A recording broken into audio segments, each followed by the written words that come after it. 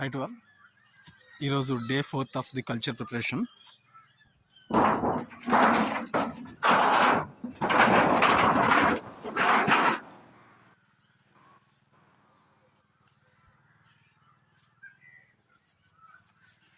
చూడండి, తెట్లాగా ఫామ్ అయిపోయింది. ఆల్మోస్ట్ 90% ఫామ్ అయిపోయింది. ఇంకొక రోజులో ఫుల్ ఫ్లెడ్జ్గా ఫామ్ అయిపోతుంది.